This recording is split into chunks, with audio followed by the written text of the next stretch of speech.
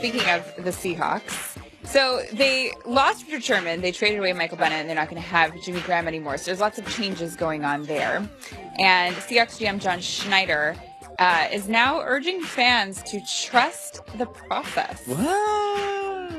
It's a constant reset every single year, and it doesn't stop. I mean, like I said, ever since 2010, we've been doing this, and so when I say reset, people are like, well, it's a rebuilding. We're not rebuilding. It's just a reset. We've got some pretty good players in this football team, and there's a lot of young players that people don't necessarily, they haven't heard their names yet. I remember going through this when we traded Josh Wilson and Kelly Jennings and Marcus Trufant were here, and nobody knew who Byron Maxwell and Richard Sherman and Walter Thurman were. Sounds a little bit like Philadelphia. You might be wearing a Seahawks jersey later in the season.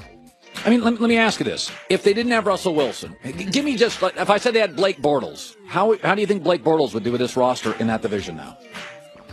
Maybe I'm hyperbolic here, but the only reason anybody still, today, this morning, thinks Seattle is an elite franchise is Russell Wilson. That's it.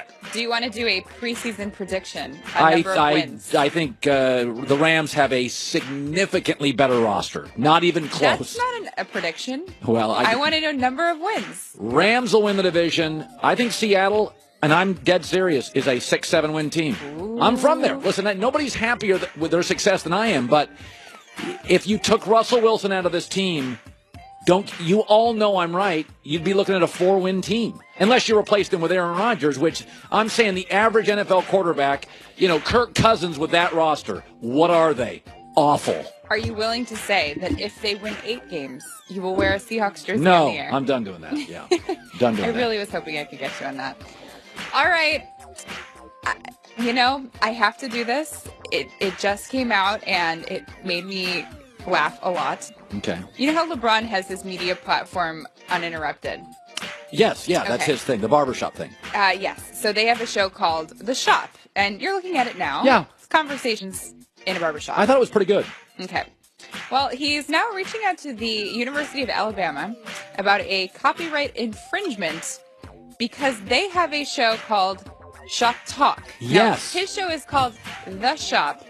This is called Shop Talk. By the way, they stole... Hold on.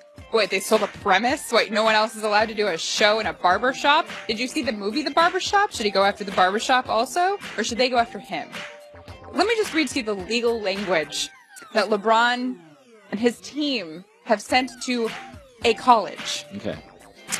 Your continued exploitation of Shop Talk infringes Uninterrupted's copyright, trademark rights, and other valuable intellectual property rights in the shop, and significantly damages Uninterrupted's commercial prospects for the shop. The letter also added that it would rather discuss the matter with the university before rushing into legal proceedings. Really? This is damaging your commercial prospects? Let me tell you something. I'm not a copyright infringement lawyer. But when I saw the Alabama thing, I'm like, they took the graphics, the music, the premise. By the way, you think it's crazy? It's too close. A barbershop. What if a show came out?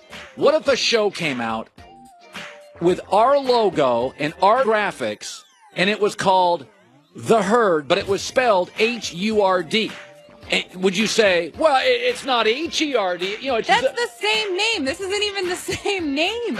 Let alone, okay, if a college show, some college decided to do even like a spoof, are you really going to go after them legally? Yes. Oh, come on. You are not. If a burger chain came out today called McPatrick's, you sue probably them. exists, by the way. And no, you don't. But again, that is like a professional place. This is a college. LeBron is now going after college kids. I am totally... We're doing a show in a barber shop. Okay, Are you kidding? I want the camera to look right. LeBron, I will represent you legally. Now, I have no experience or knowledge of the legal system, but I will represent... You should probably go do this, because that's about as ludicrous as this whole idea sounds. Doesn't he have more important things to do? He's very... Like subtweet or something? Protect his empire. Jeez. Finally, on Saturday, the Galaxy played LAFC. This is a big deal. Yeah. It was a new crosstown rivalry. That was always my favorite saying in local news, the crosstown rivalry, or the freeway series. Yeah. The Galaxy were down 3-0. But they scored 4, and they wound up winning, including Zlatan Ibrahimovic's goal. Goal of the year. Watch this. Yeah, here it is. Watch this. Kamara throwing his body in. It's going to fall for Ibrahimovic. Oh, come on! Come on! LAFC have just been Zlatan. Welcome to Major League Soccer. Take a bow. Did you think he was going to live up to the billing? Of course he did. Out of this world. Every superlative you want. What a way to announce yourself to Major League Soccer. That was, by the way, that is a world-class goal. So this is a really big deal, and I think I did a story about him last week when the Galaxy announced that he was coming. And I was just very intrigued by this guy. And my Twitter blew up over the weekend about everyone saying, look, Zlatan is here. First of all, he's a big deal. Dude, he is a big athlete. Physically large, a lot of soccer players are smaller in stature. Oh. This guy is a world-class athlete. And I saw that, and my takeaway was, okay, I'm not a soccer expert. There are not 20 guys in the world that are kicking that and making that happen. So that was a remarkable play. He's really good, and he also knows that he's really good. Yeah, That's he's part cocky. of his thing. Yeah. So here he is talking after this goal. Okay, cool. When I come to a new team, I score always in the first game, official game, so I wouldn't let it down this time. I had to score. I think I heard we want Zlatan, and I gave them Zlatan. I love that. I don't know. This one doesn't bother me. Yeah. It's funny. He's doing it kind of tongue-in-cheek. Listen, in soccer, you don't score a lot. When you do something like that, you can celebrate. Yes, you get a little love. That's fair. Christine with the news. Well, that's the news. And thanks for stopping by.